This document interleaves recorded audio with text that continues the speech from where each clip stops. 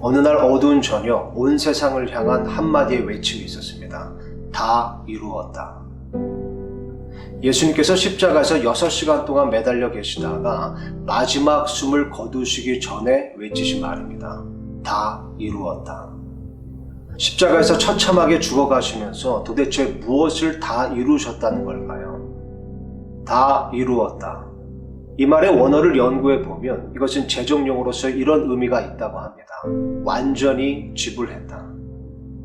그렇다면 예수님께서는 십자가에서 도대체 무엇을 완전히 지불하셨다는 걸까요? 혹은 그것을 어떻게, 왜 완전히 지불하신 걸까요?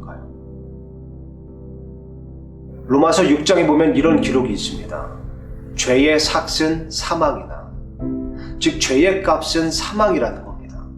누구든지 죄를 지으면 그 죄값으로 사망을 치러야 되는 겁니다. 그런데 여기서 말하는 사망이라는 것은 단지 육체적인 죽음을 의미할 뿐만 아니라 이것은 궁극적으로 하나님과의 영원한 분리를 의미합니다. 그리고 요한계시록 말씀에는 이것을 둘째 사망이라고 기록하고 있습니다. 죄의 값은 사망인 겁니다. 그런데 문제는 모든 사람에게 다 죄가 있다는 거죠. 하나님께서는 당신의 마음속에 있는 손톱만한 미움 하나도 죄로 간주하십니다. 그래서 로마서 3장에 보면 이런 기록이 있습니다. 모든 사람이 죄를 지어 하나님의 영광에 이르지 못하더라. 아담과 이브의 타락 이후로 사람은 그렇게 죄인으로 태어나 죄를 지으며 살기 때문에 하나님의 영광에 이르지 못하고 하나님과 분리되는 운명, 즉 죽어서도 지옥에 갈 수밖에 없는 그 비극적인 운명을 갖게 된 겁니다. 죄인이 죄값으로 사망을 치르게 된 겁니다. 그런데 여기에 반전이 있습니다. 예수님께서 우리의 그 죄값을 대신 치러주신 겁니다. 죄의 삭은 사망이기 때문에 예수님께서 우리를 위해 그리고 우리를 대신해 죽어주신 겁니다. 그리고 더 나아가 우리의 죄들의 사면을 위해 피를 흘려주셨습니다. 왜냐하면 히브리서 9장의 기록처럼 피 흘림이 없은즉 사면이 없기 때문입니다. 죄들의 사면은 교회를 열심히 다닌다고 이루어지는 것이 아닙니다. 선행을 많이 한다고 이루어지는 것이 아닙니다.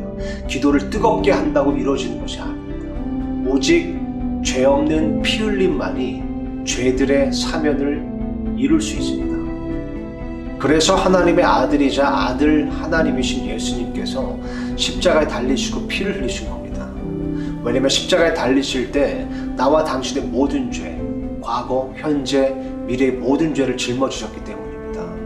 그리고 그렇게 우리의 죄를 위해 십자가에 달리시고 피를 흘리시고 죽으시고 부활하셔서 그렇게 우리의 죄값을 완전히 지불해 주신 겁니다.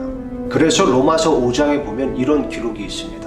우리가 아직 죄인이었을 때에 그리스도께서 우리를 위해 죽으심으로 하나님께서 우리를 향한 자신의 사랑을 당당히 제시하시느니라. 무엇을, 어떻게, 왜 완전히 지불하신 걸까요? 우리의 죄값을 사망과 피로 우리를 사랑하기 때문에 완전히 지불해 주신 겁니다.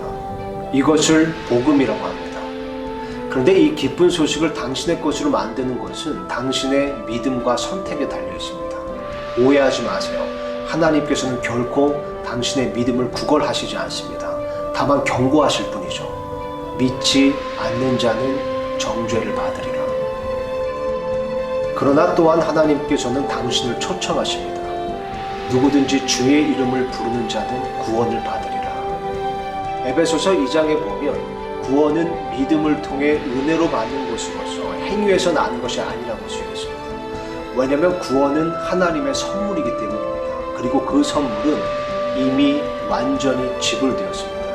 이제 그 선물을 받으시겠습니까?